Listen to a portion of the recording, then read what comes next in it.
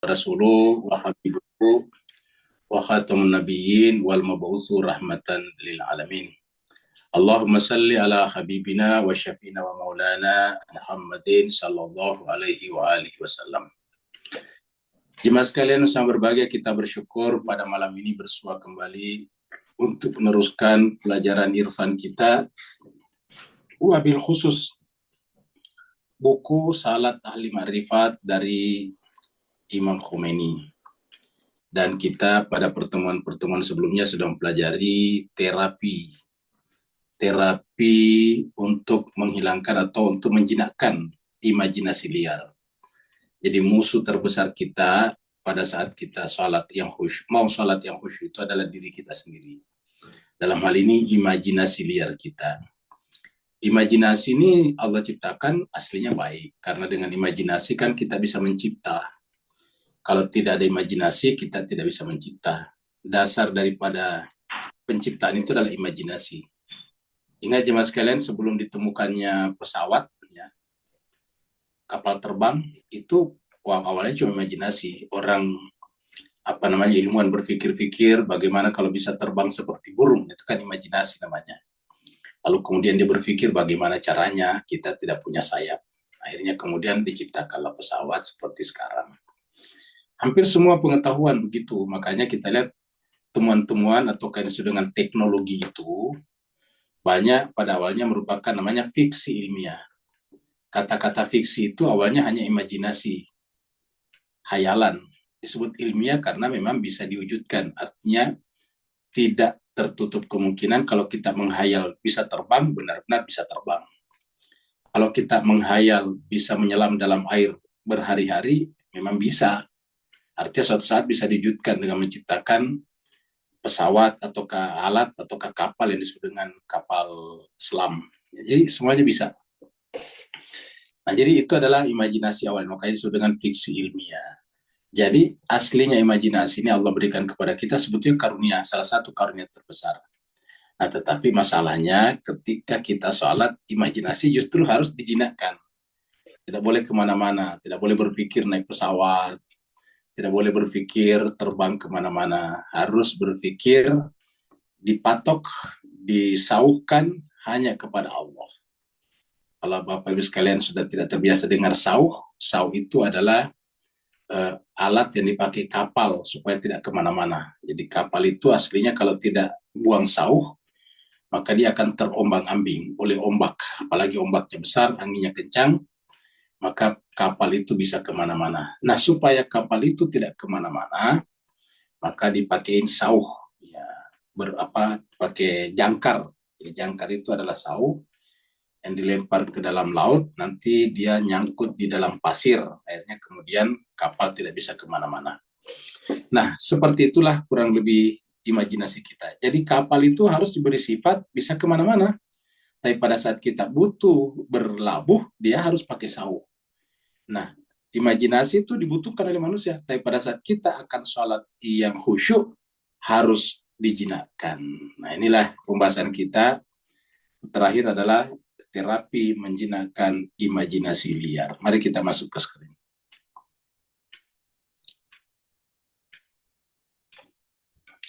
Nah, terakhir ini pembahasan kita di tanggal 23 November 2024 ya. Jadi ini judulnya di atas ya, pembahasan kita ini. Terapi mujarab imajinasi liar, maksudnya terapi menjinakkan. Terapi mujarab menjinakkan imajinasi liar.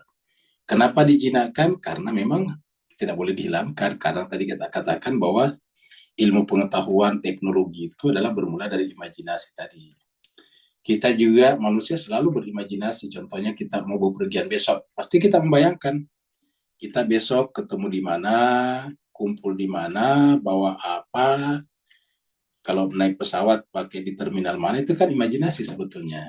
Ya, imajinasi itu mendahului kenyataannya. Jadi sebelum kita sampai ke airport itu, imajinasi kita sudah harus duluan ke sana. Besok kita ketemu di mana, kumpul di mana, di terminal berapa dan sebagainya. Itu imajinasi. Ya, bahkan pada saat kita akan membeli tiket, membayangkan kita naik pesawat apa. Itu imajinasi sebetulnya, Mas kalian. Ya.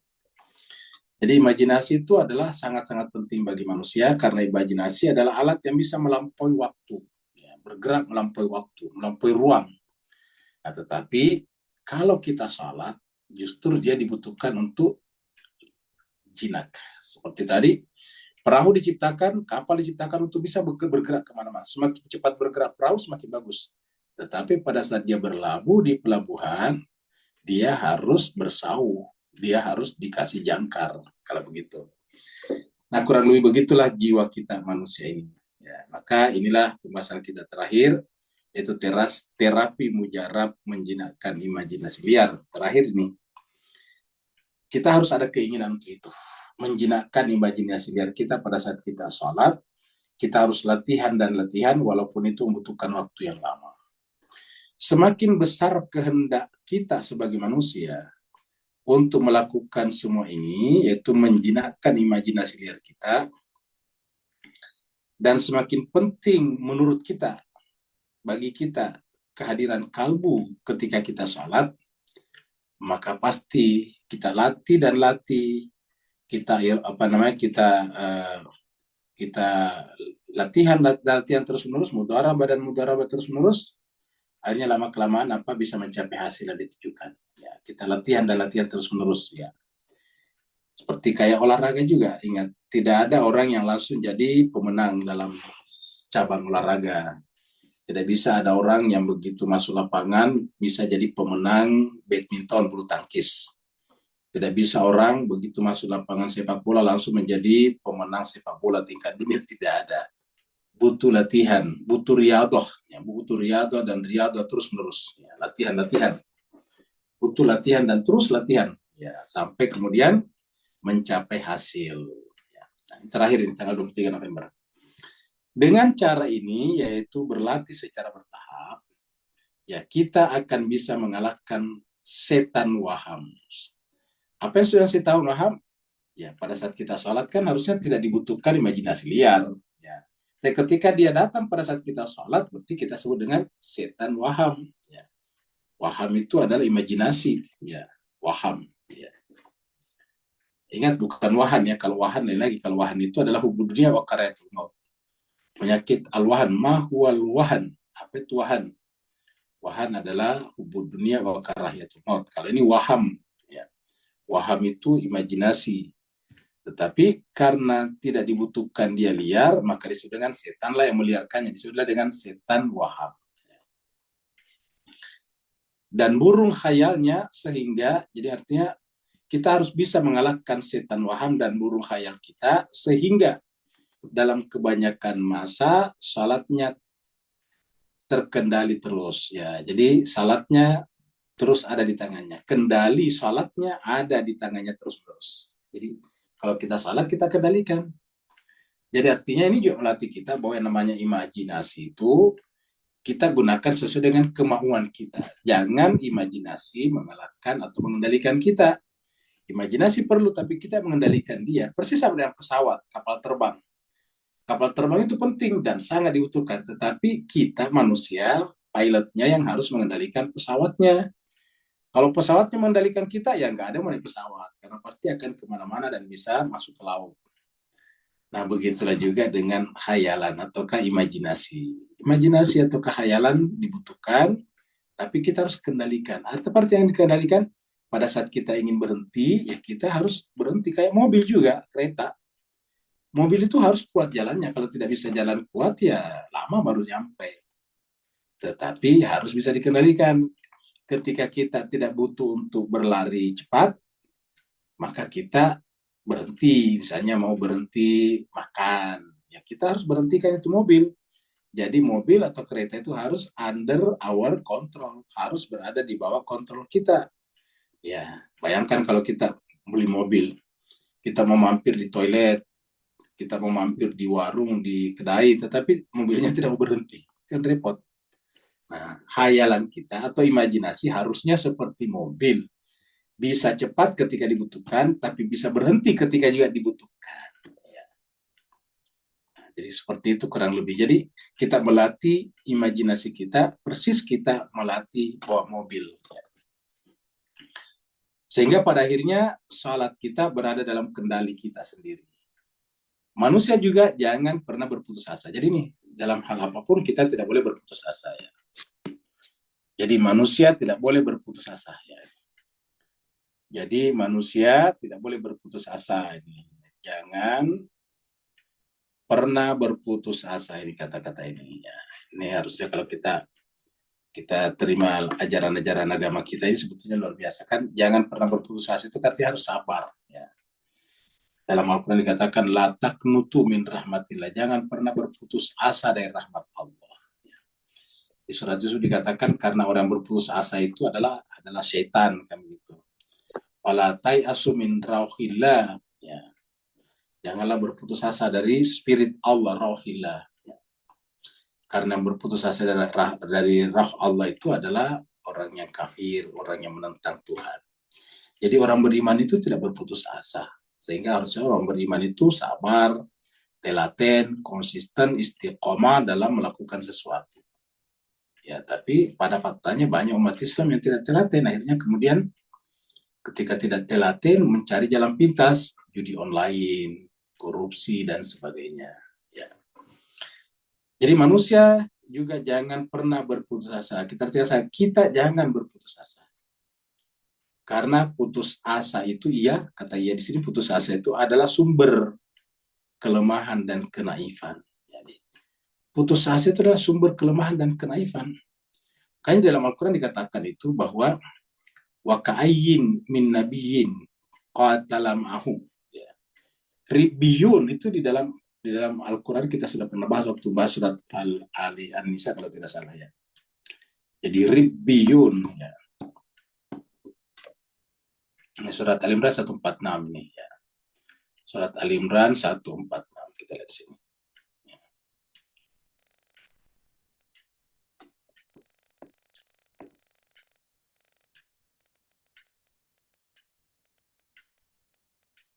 Ya. A'udzubillahi minasyaitonirrajim. Bismillahirrahmanirrahim. Wa ka'ayyin, dan betapa banyak. Ka'ayyin, betapa banyak. Min dari nabiyin, para nabi. Qatala, berperang mau bersamanya Rabiun. Jadi nabi berperang, pengikutnya juga berperang. Waktu kita membahas surat Al-Imran, kita bahas tentang apa itu Rabiun dari kata Rob. Jadi kalau murabinya, kalau pembimbingnya, gurunya, pendidiknya namanya murabbi. Ya, murabbi. Sedangkan yang dibimbing, yang dididik namanya ribbiyun. Kalau jamaknya ribbiyun ini kan bentuk jamak. Ribbi. Nah, ribbi atau murabbi satu asal kata yaitu Rab. Rab itu artinya Tuhan. Jadi yang namanya murabbi, guru itu menjalankan tugas-tugas ketuhanan. Kenapa? Karena menyalakan cahaya, nyala di dalam jiwa manusia. Nyala apa? Nyala sifat ingin tahu. Dan dari nyala sifat ingin tahu itulah yang diwujudkan menyebabkan manusia jadi manusia. Jadi kalau manusia ingin dimanusiakan, nyalakan sifat ingin tahunya. Munculkan sifat semangat ingin tahunya. Ya. Sehingga manusia akan menjadi bersemangat belajar dan terus belajar. Jadi ribbiyun. Ya. Jadi wakai minabin qatalamau ribbiyun.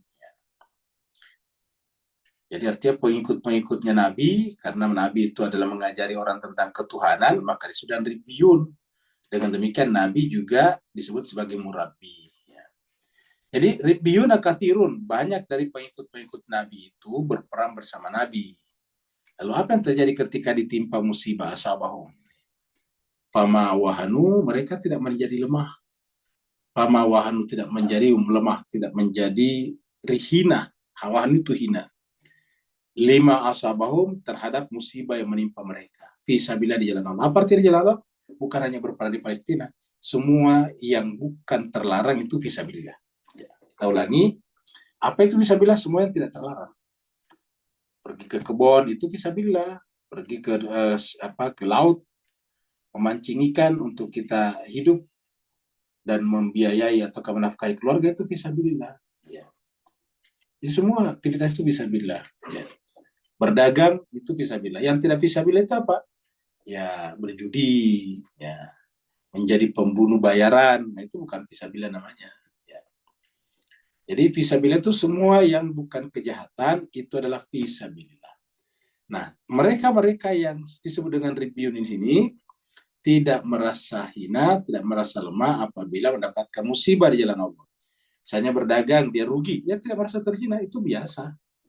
Kan banyak orang berdagang rugi, kapok, malu. Ya, harusnya tidak perlu, kenapa itu biasa.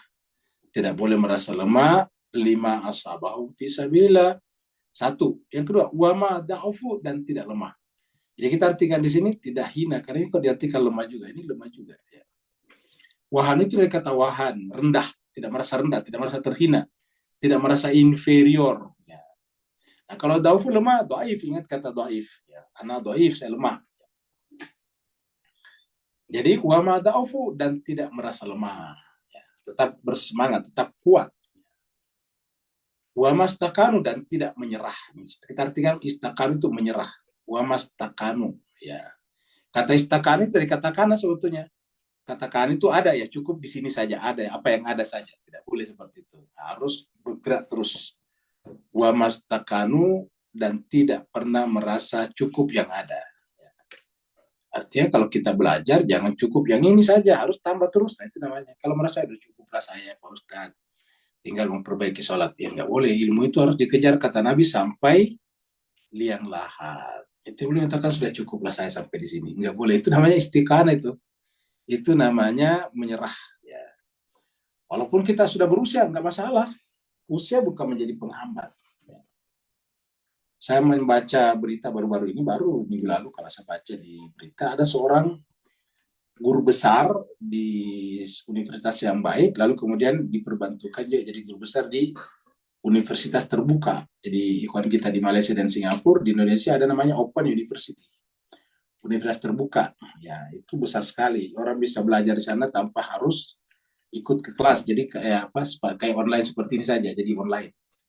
Itu sudah lama di Indonesia namanya universitas terbuka. Jadi kalau di Inggris kan itu Open University.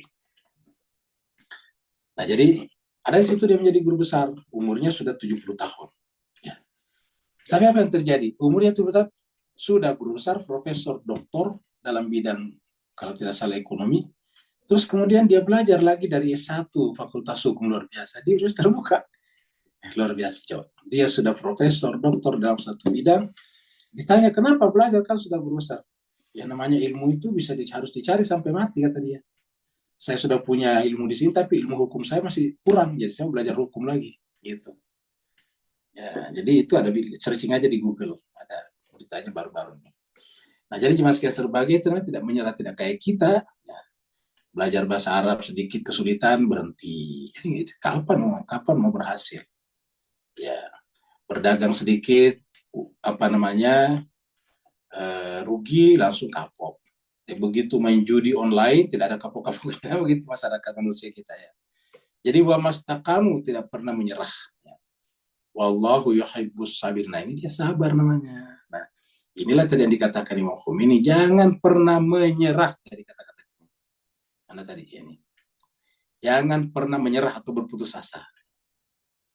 Karena ia adalah sumber kelemahan dan kenaifan.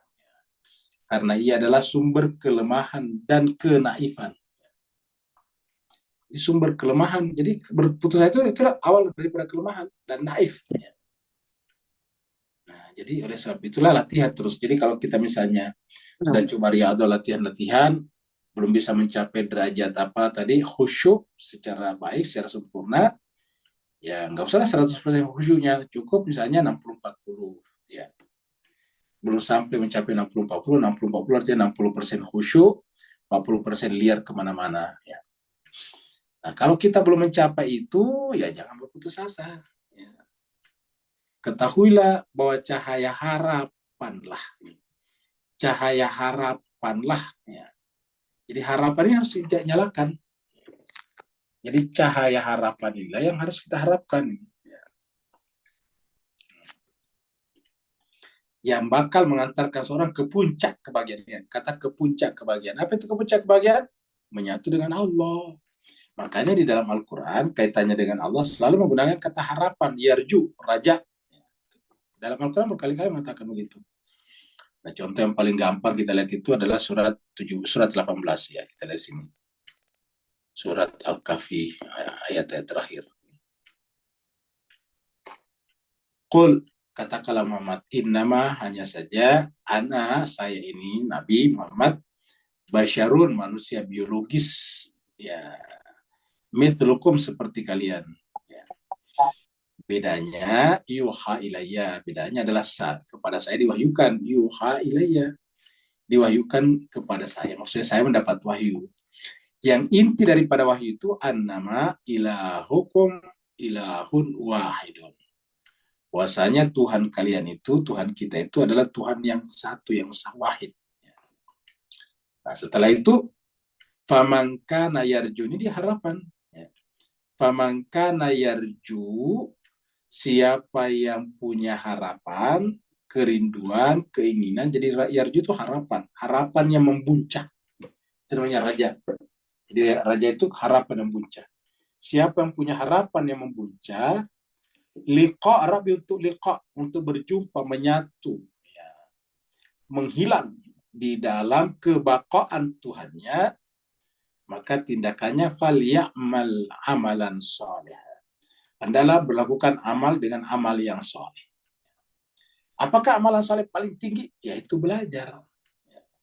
Falyamal amalan salih. Jadi siapa yang yarju liqa rabbi, amal salehnya yang paling tinggi adalah belajar. Dari belajar nanti kemana-mana, ya, ke alam, ke manusia dan sekitarnya. Falyamal amalan salih.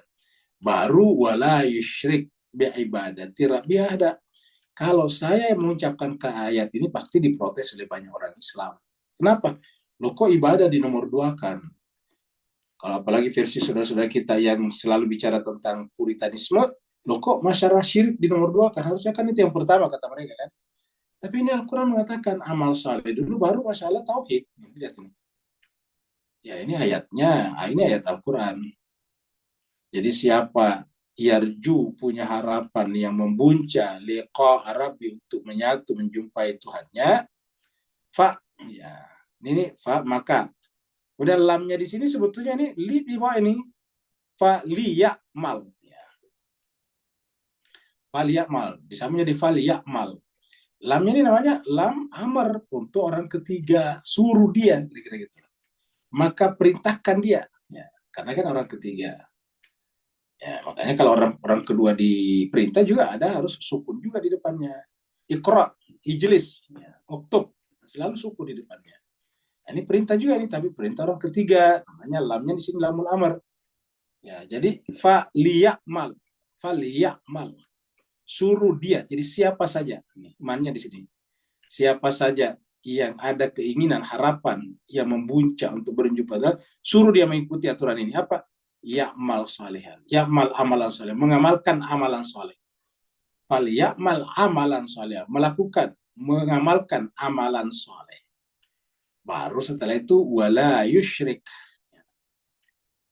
tidak mempersekutukan biibadati, dalam ibadah Rabbi, kepada Tuhannya. Tidak melakukan persekutuan dalam ibadah kepada Tuhannya, ahada, dengan apapun juga, dengan sesuatu apapun juga, ya. Jadi saya kira jelas Mas, ini Al-Quran bilang begini, ya kita tinggal ngikutin aja. Ini bukan saya yang bilang, tapi Al-Quran, ya. Nah kesimpulannya Mas sebagai kata raja ini perlu sekali, karena di sini sebutkan tadi pentingnya tadi raja itu, ya. Mana tadi gambarnya kok hilang? Ya ini tadi. Harus cahaya harapan ini yang harus kita hidupkan, ya, yang bakal mengantarkan kita kepada puncak kebahagiaan. Ya. Makanya pesannya juga Nabi Yakub kepada anak-anaknya itu la asu min rauhillah. Jadi ada kata-kata la asu min rauhillah. Jadi rauhillah. Ya. Ini dia surat Yusuf, ya. Surat Yusuf ayat 87, ya, kita lihat sini. Surat Yusuf 87. Ini dia. Ini pesannya Nabi Yakub ketika menyuruh anak-anaknya masuk kembali ke Mesir. Ya, gitu.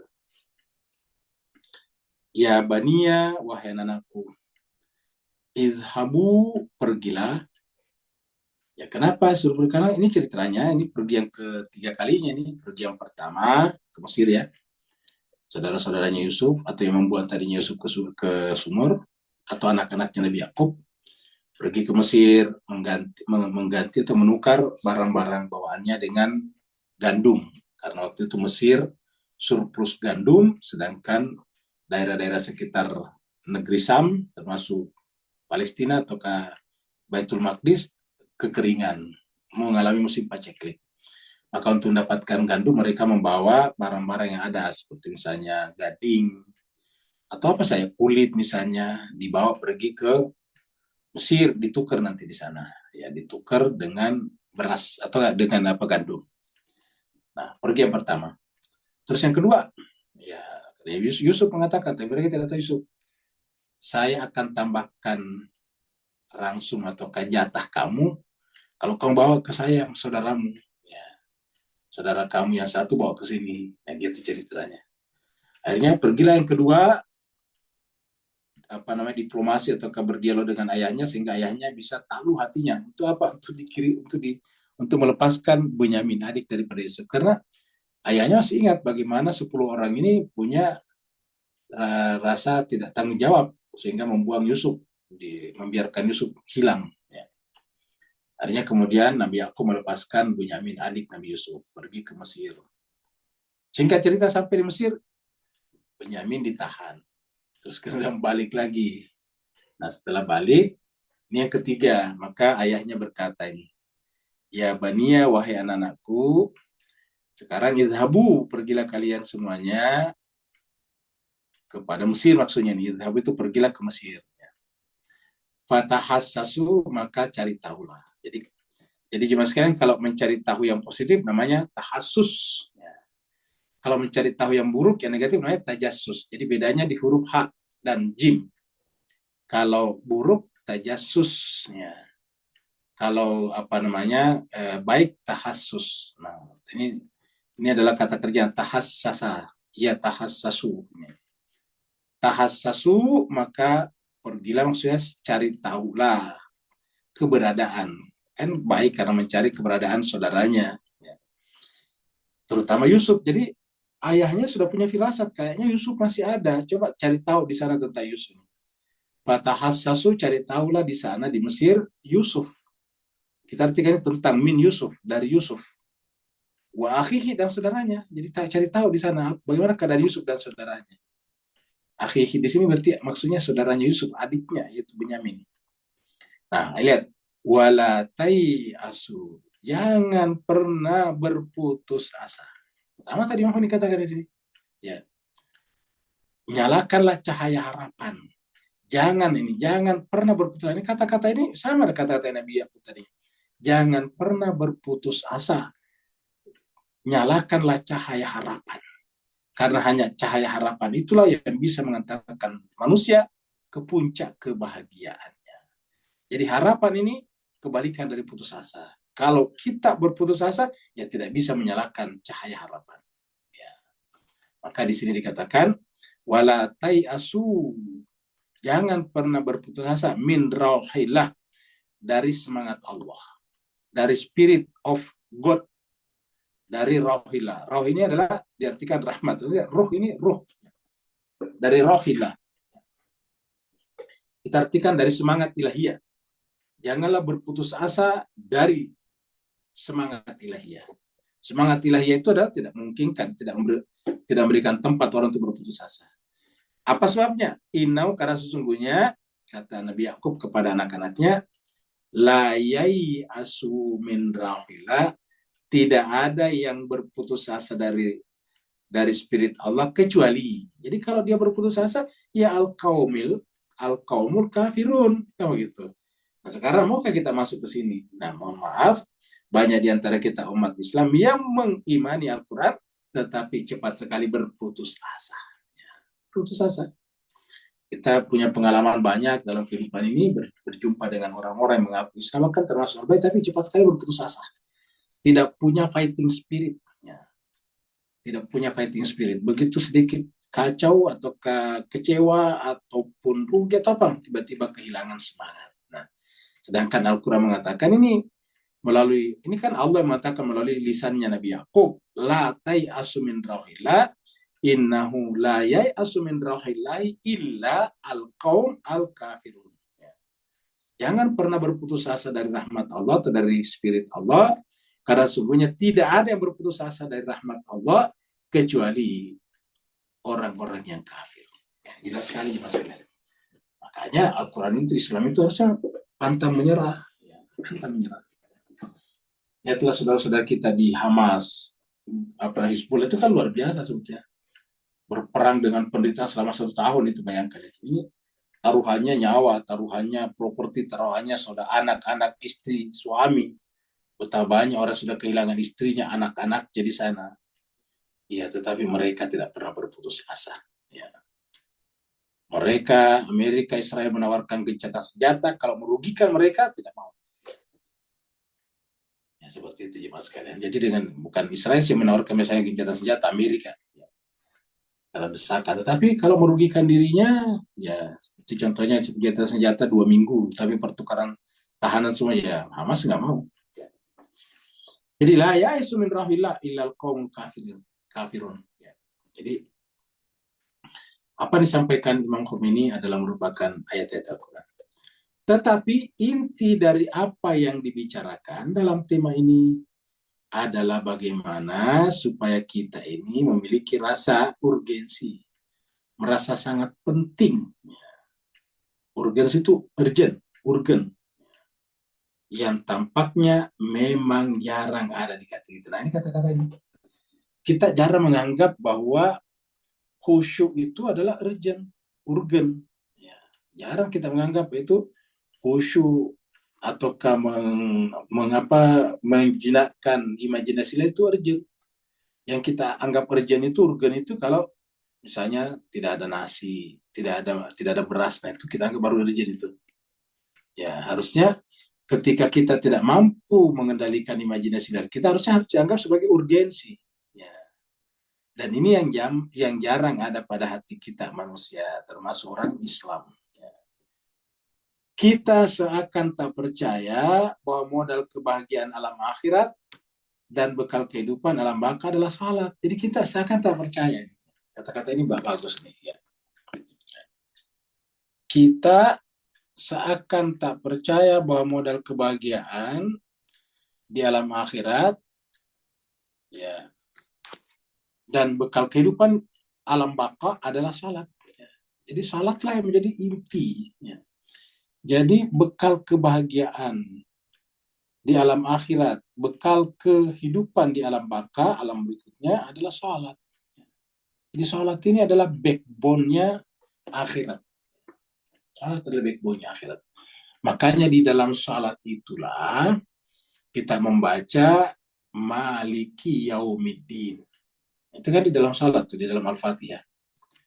Jadi kita lihat di akhir pujian-pujian kita kepada Allah itu adalah Maliki Yaumiddin. Ya.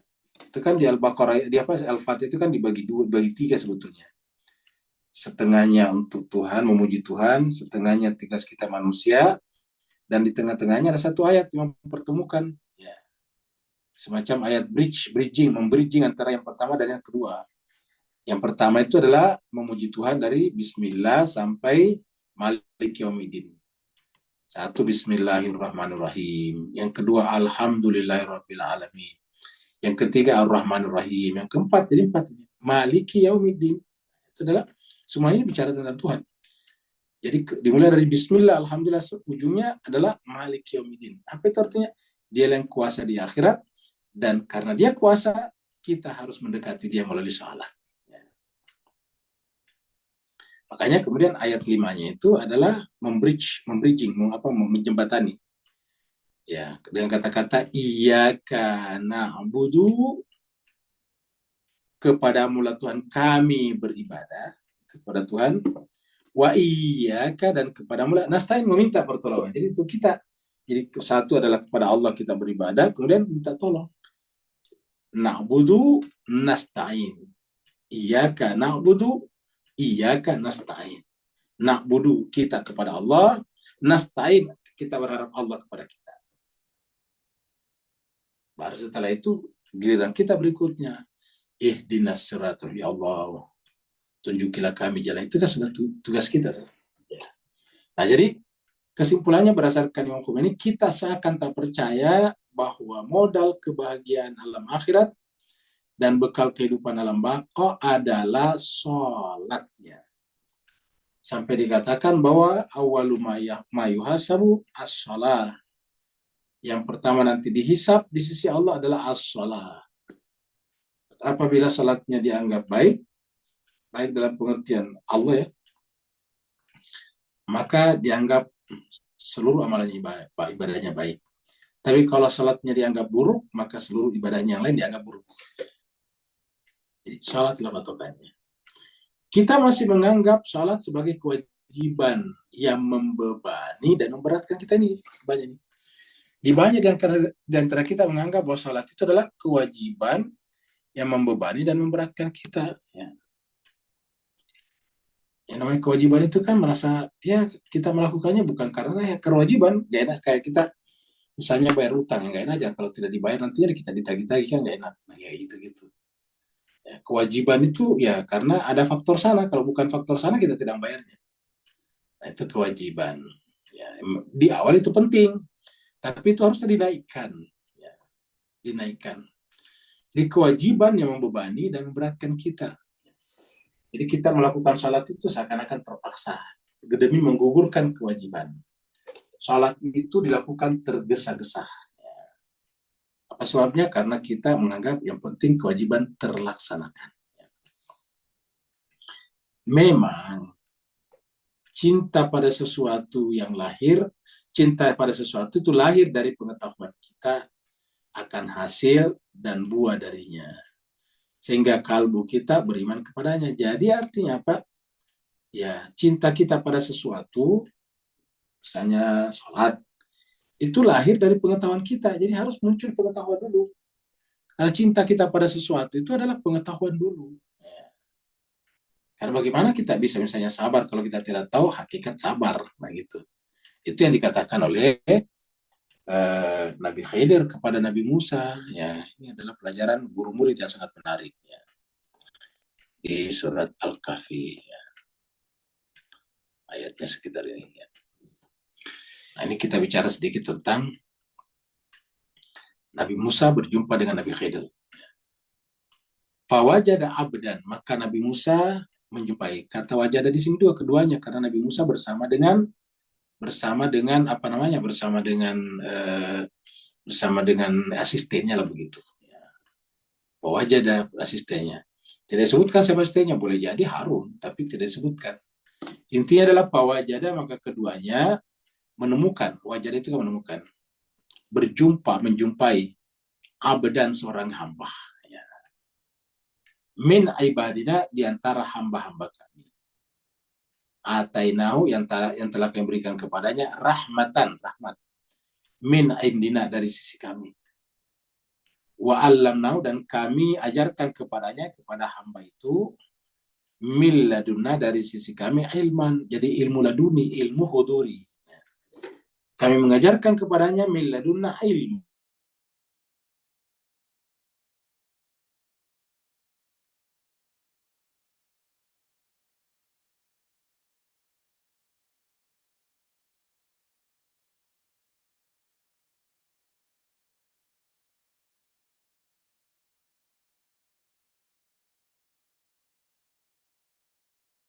Ada suara kan?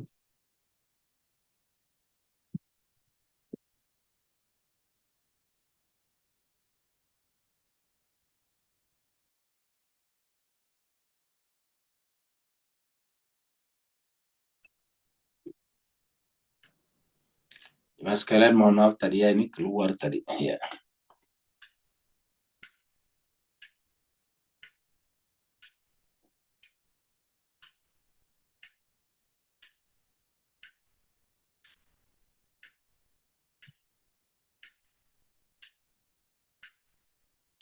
Nah, jadi kita tadi sudah sampai di sini. Ini tadi kita bahas lagi sedikit ini tadi. Jadi fawajada Nabi Musa bersama dengan pembantunya menemukan seorang hamba di antara hamba-hamba kami, atainahu yang kami berikan kepadanya rahmat dan rahmat min indina dari sisi kami, wa allamnahu dan kami mengajarkan kepadanya miladuna dari sisi kami, namanya ilmu laduni, ilman. Kayak kita lihat ilmu dulu yang pertama, jadi allamnahu miladuna ilma. Ya. Qala lahu Musa, maka berkatalah Musa kepadanya. Jadi qala berkata Musa lahu kepadanya, kepada Nabi Khidir. Hal bolehkah? Jadi hal ini kita artikan bolehkah? Hal attabi'uka, bolehkah saya ikut kepada kamu? Maksudnya menjadi murid. Ya.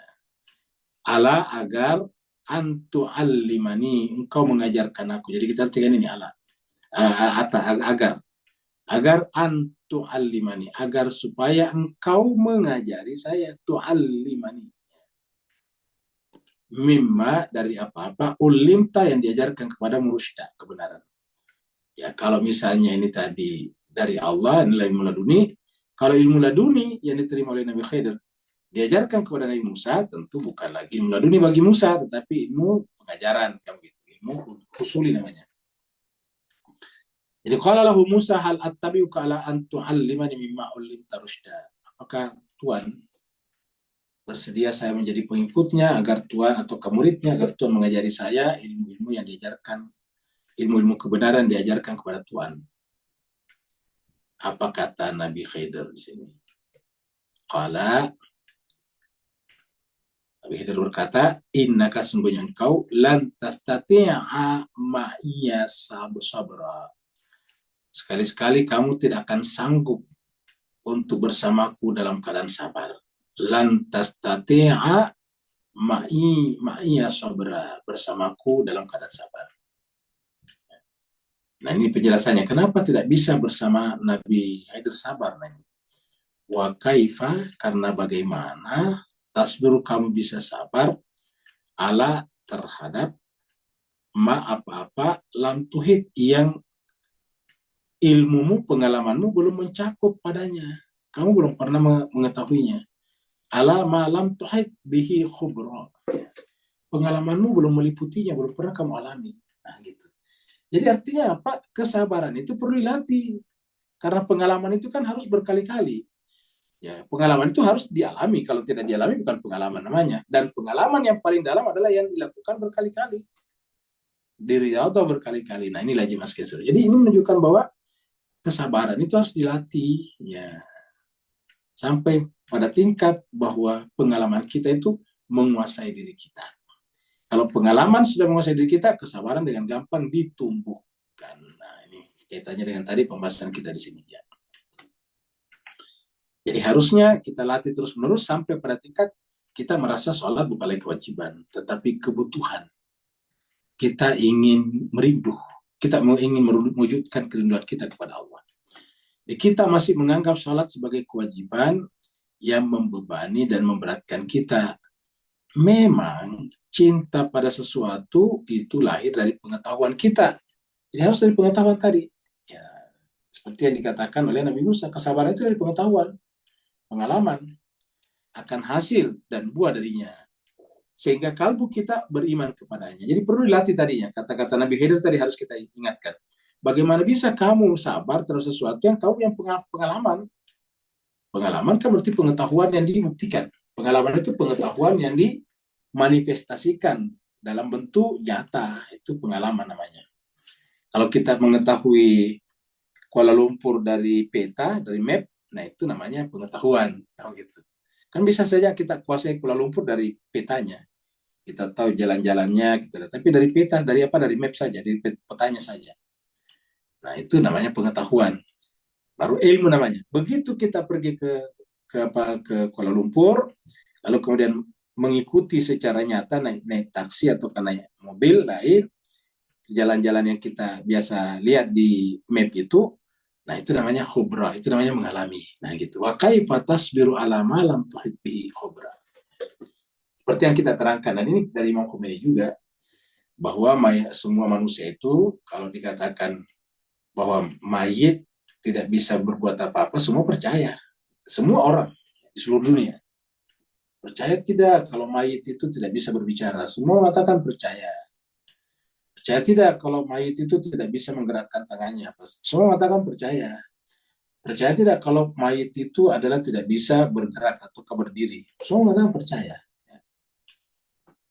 Tetapi begitu semua yang percaya dan mengaku percaya tadi disuruh pergi ke kamar mayit sendiri, menemani mayit di sana, kumpulan mayat, atau mengambil mayat dari ruang mayat yang banyak itu, tidak ada yang berani biasanya. Nah, begitu.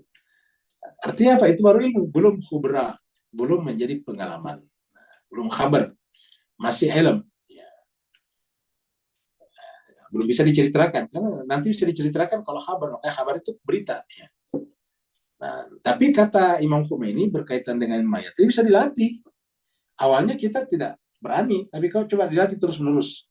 Pertama ditemani ya, 3 orang, 5 orang, berani itu karena banyak. Besoknya atau setelah setiap hari datang ke sana ber5 orang, nanti pada bulan kedua dikurangi jadi 4 orang.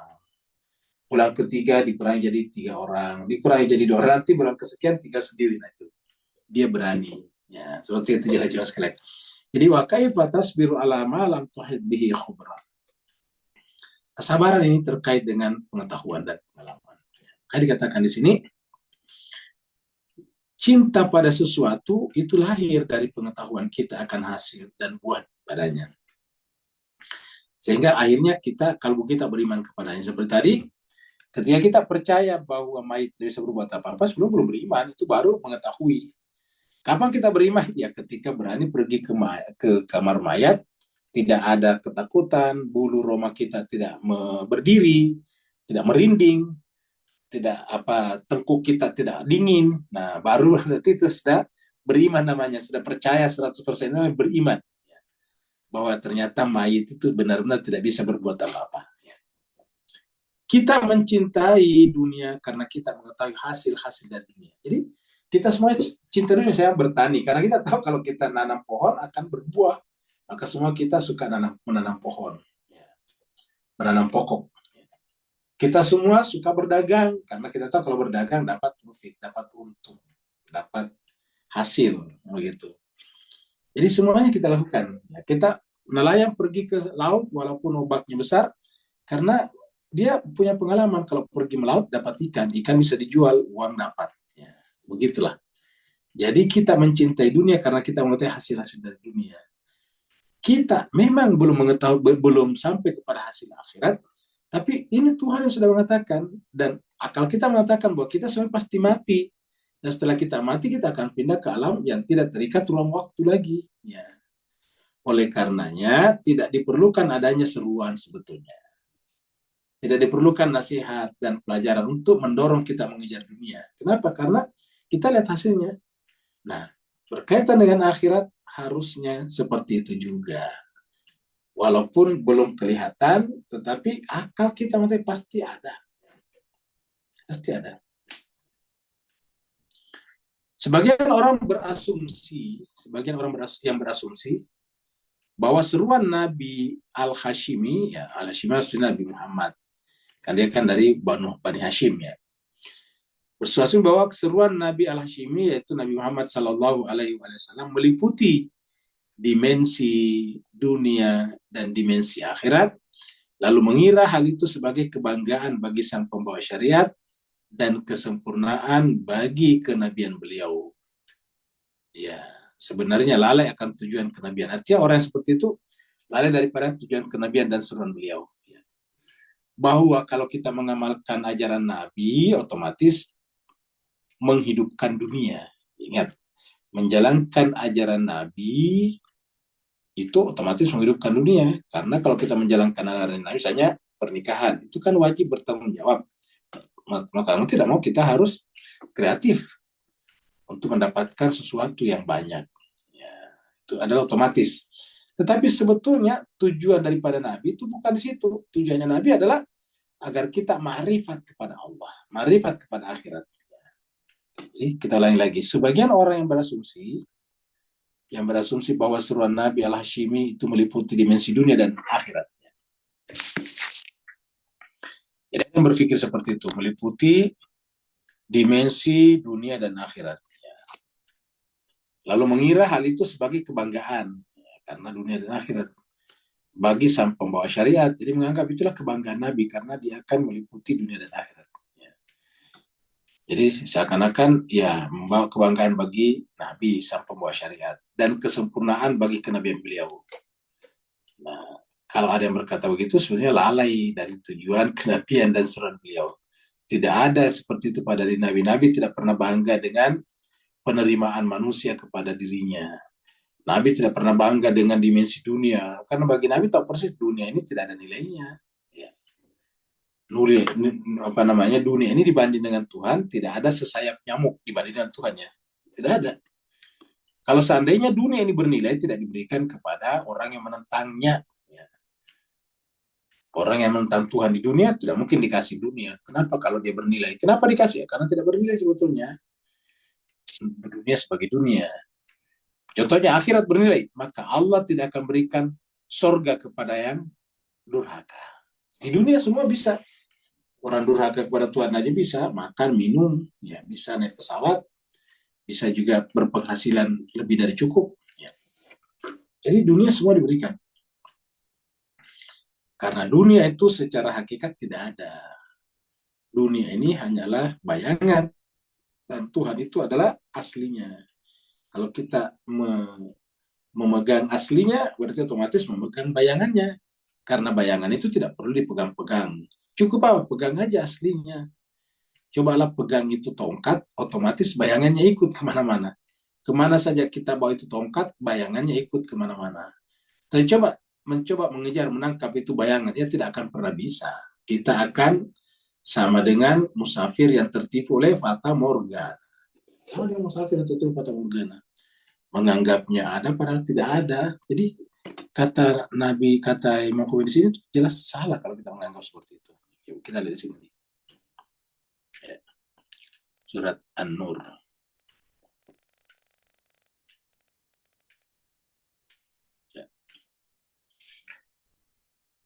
Au kazulumatin. Jadi kita baca dari atas karena ada awalnya di sini. Walladina kafaru. Jadi ini bagus sih. Walladina kafaru, dan orang-orang yang kafaru menutup hatinya. Ya, amaluhum, amal-amal mereka itu. Jadi mereka beramal juga, tapi tertutup hatinya. Nah, amal mereka ada, tetapi kasarabin. Seperti sarab. Sarab itu adalah fata morgana. Bukan syarab, kalau syarab minuman, ini sarabin. Ya. Seperti fata morgana. Fata morgana itu kelihatan ada, tapi hakikatnya tidak ada. Itu kan fata morgana namanya. Biqi'atin, di tanah yang datar. Datar di padang pasir itu, di padang pasir. Di padang pasir itu depan ada pasir yang datar. Kita haus, kita lihat di sana ada air. Semua sepanjang padang pasir itu air. Ya sabuhu dam'an, disangka itu ma'a air yang bisa menghilangkan hausnya. Kalau kita lihat itu tanah yang datar, namanya fata morgana, tanah yang datar, kelihatan ada air nih, ma'an. Sampai ya sabuhu dam'an, sampai kita menganggap, yakin bahwa kalau kita datang ke sana, haus kita akan hilang. Kenapa? Banyak sekali air di sana. Hatta tetapi ketika iza jauh sampai di sana, datang ke tempat tadi ini, lam yajidhu syai'a, tidak menemukan apapun juga. Nah ini dia. Dunia seperti ini juga tidak ada hakikatnya. Iza ja'ahu, ketika datang kepadanya, kepada ayat kelihatannya air tadi itu, lam yajidhu, tidak menemukan padanya syai'a, sesuatu apapun. Ya. Wa wajadallaha, dan dia menemukan Allah indahu, di sisinya. Ya. Wa wajadallah, dan dia menemukan Allah indahu, di sisinya. Ya. Fawafahu hisabahu. Artinya bahwa harusnya kita temukan cuma Allah saja. Ya. Fawafahu hisabahu. Allah akan mencukupkan perhitungannya. Wallahu sari'ul hisab. Allah maha cepat perhitungannya. Jadi jangan sampai kita seperti ini. Atau seperti kazulumatin, seperti orang yang berada dalam kegelapan. Seperti zulumat itu kegelapan. Fi bahrin, di lautan, lujiyi yang dalam.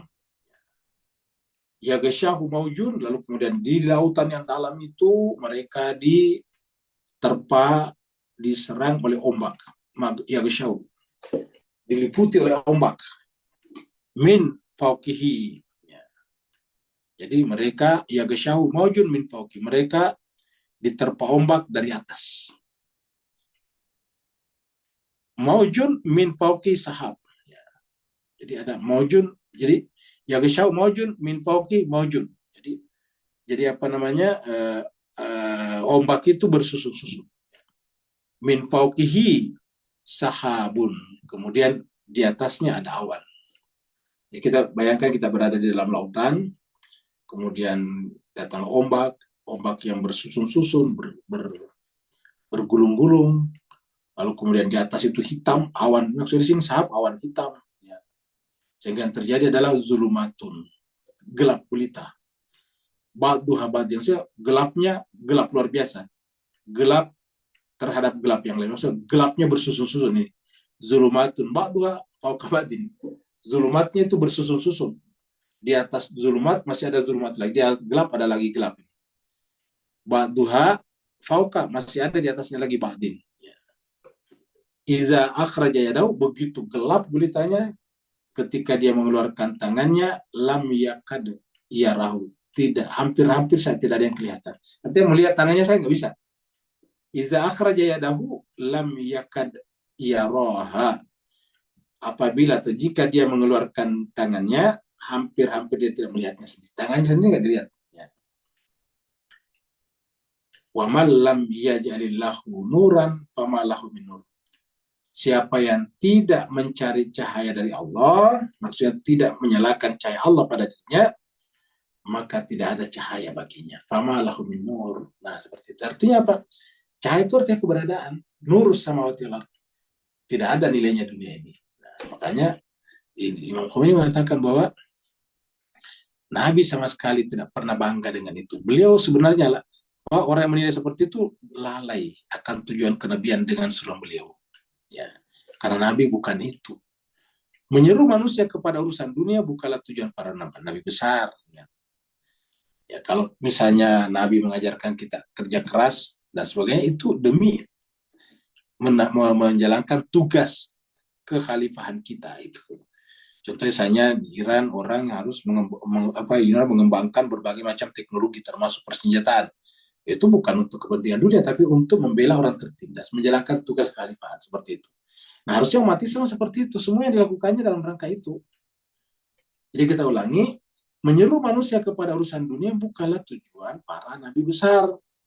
Karena hal itu sebenarnya sudah dengan adanya dorongan dari syahwat. Artinya itu tidak perlu nabi datang, maksudnya begitu kata Imam. Ya. Kita tidak perlu datang untuk mengajari orang sepak bola, nggak perlu. Mengajar orang bikin pesawat, nggak perlu.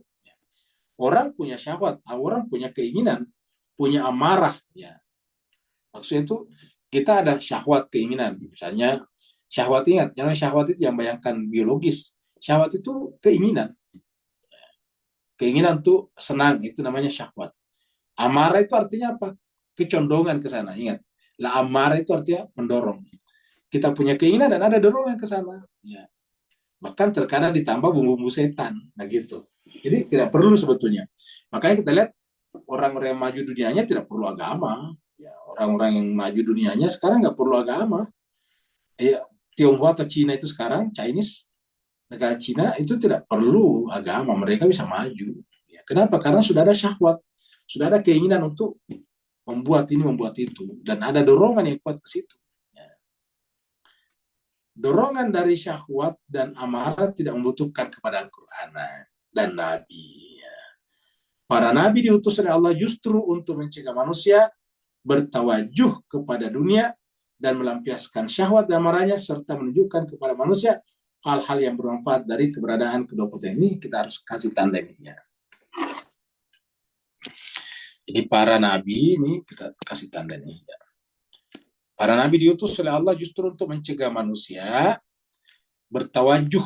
Ya, bertawajuh itu artinya hanya menghadapkan wajahnya. Kita kasih dulu tanda ya. Nah, baru kita baca ini. Jadi para nabi diutus oleh Allah justru untuk mencegah manusia bertawajuh. Makanya ketika wajah kita bertawajuh kepada dunia, kita dimulai sholat dengan kata-kata ini wajah tu wajhiya lillati fataras samawati wal arda hanifa, gitu. Jadi justru Nabi datang di Rasulullah untuk mencegah manusia bertawajuh kepada dunia. Makanya berkali-kali kita sebut di tadabbur, kalau ada orang mengajarkan agama tetapi orientasinya dunia, itu pasti keliru. Ya, pasti keliru. Ya. Jadi yang bersangkutan berarti tawajuhnya kepada dunia karena tidak mau mengajar, tidak mau ini. Nanti kalau tidak ada dunianya, padahal yang namanya agama Allah diajarkan berdasarkan kaidah agama Allah, yaitu tidak boleh bertawajuh kepada dunia. Ya. Persoalannya lah itu urusannya Tuhan. Jadi para nabi diutus oleh Allah justru untuk mencegah, ingat, mencegah. Jadi bukan untuk, jadi karena mencegah manusia bertawajuh kepada dunia dan mencegah manusia melampiaskan syahwat dan amarahnya. Ya. Serta menunjukkan kepada manusia hal-hal yang bermanfaat. Jadi kata-kata mencegah manusia di sini tiga, bertawajuh kepada dunia, dua, melampiaskan syahwatnya, ketiga adalah menumpahkan amarahnya. Sebaliknya, Nabi datang adalah menunjukkan kepada manusia hal-hal yang bermanfaat dari keberadaan kedua potensi itu. Jadi bermanfaat saja. Ya, sehingga kita mengambil yang bermanfaat. Nah, jemaah sekalian, ini masih panjang ke bawah, ya kita akhiri sampai di sini saja. Nanti pekan depan kita nyambung. Ini kita sambung sampai di sini. Tanggal 30 24 ya. Jadi insya Allah pekan depan kalau kita berjumpa sudah tanggal 7 Desember. Jadi pekan depan atau Sabtu depan kalau kita jumpa sudah tanggal 7 Desember ya. Mudah-mudahan ada manfaatnya, ya mudah-mudahan ini bisa menambah pengetahuan kita jemaah sekalian bahwa memang kita butuh nasihat-nasihat seperti dari Imam Khomeini ini supaya kita, karena kita ini hidup di dunia kan gampang terpengaruh oleh kehidupan dunia. Ya, sehingga kita lihat bagi ikhwan sekalian, terutama saudara kita yang ada di Singapura dan Malaysia, itu di Indonesia ini kan ada kasus judi online. Nah, yang menarik itu di Indonesia adalah karena yang melindungi situs-situs atau ke website judi online ini adalah justru mereka yang bekerja di kementerian yang harusnya melindungi masyarakat, yang harusnya memblokir website atau situs-situs tersebut. Dan ketika mereka membuka blokirannya, mereka itu dibayar luar biasa, bayarannya per bulan dan sekian ribu website atau situs yang dibuka, luar biasa. Kalau kita lihat penampilannya mereka kan orang well educated, orang berada, kulitnya halus, penampilannya trendy, kayak begitu. Tapi kok bisa sampai seperti itu? Ini kan mengherankan kita. Nah, ini adalah penyebab karena tidak terbiasa bersentuhan dengan hal-hal yang sifatnya spiritual atau rohaninya. Oleh sebab itulah kita selalu mengatakan bahwa agama itu tidak cukup berhenti pada yang eksoterik, yang zohir. Kita butuh juga yang batin. Bahkan inti daripada agama yang batinnya, cuma tidak boleh meninggalkan yang zohirnya. Karena yang zohir itu adalah pintu untuk masuk kepada yang batin. Kita tidak bisa masuk kepada yang batin tanpa melalui pintunya. Maka pertemuan antara Nabi Khidir dan Nabi Musa tadi adalah pertemuan antara pintu dan hakikat. Jadi untuk sampai kepada Nabi Khidir, kita harus melalui Nabi Musa. Nabi Musa itu adalah syariatnya. Zahirnya yang ditunjukkan Nabi Musa. Khidir menunjukkan batinnya. Kita tidak bisa sampai kepada batin kalau tidak melalui zahir. Ya. Jadi sebetulnya apakah Nabi Musa di situ salah ketika menegur Nabi Khidir melubangi perahu? Sebetulnya tidak, dari sisi menegur. Lalu kenapa kemudian dimarah si Nabi Khidir atau ditegur sama Khidir? Bukan karena menegurnya, tapi karena perjanjian. Karena ada perjanjian sebelumnya. Nabi Khidir mengatakan, apapun yang saya katakan, kamu diam saja, nanti saya sampaikan. Nah, itu dia. Jadi bukan sebetulnya menegurnya, tetapi perjanjian itu harus dipatuhi. Jadi dengan demikian, akad perjanjian itu di atas segala-galanya sebetulnya. Perjanjian akad di atas segala-galanya. Makanya dalam Al-Quran disampaikan di dalam surat Al-Maidah itu bahwasanya bukan surat Al-Maidah, surat At-Taubah ya. Bahwa orang musyrik sekalipun kalau dia mematuhi perjanjiannya kita harus patuh juga kepadanya. Jadi perjanjian lah intinya sebetulnya. Ya, makanya perjanjian ini perlu kita ingat baik-baik. Ya, makanya kita di sini usahakan bagaimana cara kita selalu tepat waktu. Karena itu perjanjian sebetulnya. Kita belajar untuk memenuhi janji kita. Karena kalau itu sudah longgar ya kita tidak punya nilai spiritual lagi sebetulnya. Ya, coba lihat di sini surat At-Taubah. Jadi begitu pentingnya perjanjian sampai orang yang musyrik itu adalah apa namanya kezaliman paling besar. Tapi kalau dia patuhi, coba kita lihat, baca sedikit ini. Bara'atum minallah wa rasuli, telah berlepas diri dari Allah dan Rasulnya. Bara'atun itu memutuskan. Minallah dan Rasulnya. Ilal ladina ahadatum, kepada orang-orang yang kalian telah buat perjanjian. Dari apa? Minal musyrikin. Kenapa? Karena musyrik yang dimaksud juga memutuskan perjanjiannya dengan Allah dan Rasulnya. Fasihu fil ardi arba'ata asyurin. Maka mereka telah melanggar perjanjiannya, sekarang beri kesempatan 4 bulan tinggalkan Mekah. Ya, jadi walaupun dia harus dihukum, tapi diberi kesempatan untuk meninggalkan. Namanya meninggalkan Mekah itu kan butuh waktu. Jadi diberikan kesempatan, kalau mereka masih tetap musyrik, harus angkat kaki, karena sudah melanggar tadi di sini. Kalau masih mau tinggal di Mekah, berarti harus berhenti syiriknya begitu. Berapa lama dikasih waktu untuk berpikir? Arba'at asyur, 4 bulan. Wa'alamu, dan ketahuilah kalian semuanya, wahai orang musyrik, annakum, bahasanya kalian, gairu mu'jizillah, kalian tidak bisa mengalahkan Allah. Wa anallah muhzil kafirin, dan ujung-ujungnya Allah pasti akan menghinakan orang kafir.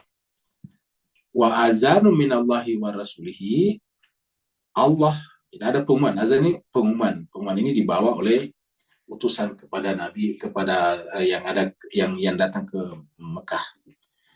Ada pengumuman dari Allah dan Rasulnya, ilan nasi, kepada manusia. Yaumal hajjil akbar, pada haji akbar. Anallah, sungguhnya Allah, bariun, berlepas dirinya tadi atas. Ya ini tadi, baraatun. Bahwa sungguhnya Allah bariun, berlepas diri, berbaroah, minal musyrikin, dari orang musyrik. Wa rasuluhu, artinya Allah dan Rasulnya berlepas diri dari orang musyriknya. Makanya tidak boleh di sini wa rasulihi. Kalau wa rasulihi berarti juga Allah berlepas diri dari orang musyrik dan Rasulnya. Nah, harus doma di sini supaya dia pelaku. Ya. Jadi Allah dan Rasulnya berlepas diri. Fine, itu betul. Tetapi apabila kalian bertobat, yang tadi bertobat, artinya tidak musyrik lagi, fahuwa khair lakum, itu lebih baik kalian, artinya kalian boleh tinggal di Mekah. Fa'in tawallaitum, tapi kalau kalian berpaling, ya, melanggar, fa'lamu, maka ketahuilah annakum, sungguhnya kalian ini gairu mujizillah. Ya. Kalian tidak bisa melemahkan Allah. Wabashiril ladina kafaru bi'adzabin. Gembirakan orang kafir dengan azab yang pedih. Illa, ini dia. Jadi ayat berapa ini? Ayat 4. Illalladzina, kecuali orang-orang yang ahadatum, yang kalian telah bikin perjanjian, minal musyrikin, orang musyrik. Summa lam yanqusukum syai'an. Tapi walaupun dia musyrik, tetapi mereka tidak pernah mengurangi sesedikit apapun janjinya. Lam yanqusukum, mereka tidak pernah mengurangi, mencacati janjinya sesedikit apapun dengan kalian, kalian. Walam yuzahiru alaikum ahada, dan tidak pernah membantu seseorang atau kelompok manapun untuk mengalahkan kalian. Maka terhadap orang musyrik seperti ini, fa'atimmu ilaihim ahdahum, maka penuhilah, ya, sempurnakanlah janji dengan mereka kepadanya. Coba kita lihat, sampai waktu yang telah ditentukan. Walaupun dia musyrik, kalau ada perjanjian, bayangkan. Atimu, mana kata atimu ilaihim ahdahum. Janji dengan mereka harus sempurnakan, walaupun dia di sini musyrik. Ya. Nah, ini menjelaskan kepada kita pentingnya perjanjian itu, dan perjanjian itu tadi sebetulnya yang dalam tanda petik dilanggar Nabi Musa, sehingga menyatakan Nabi Khidir mengatakan, kenapa kamu bertanya? Saya kan sudah bilang jangan bertanya dulu. Jadi bukan substansi pertanyaannya sebetulnya, tapi perjanjian tidak boleh bertanya. Terima kasih banyak atas perhatian Bapak Ibu semuanya. Walafumikum, yang bertanya disilah.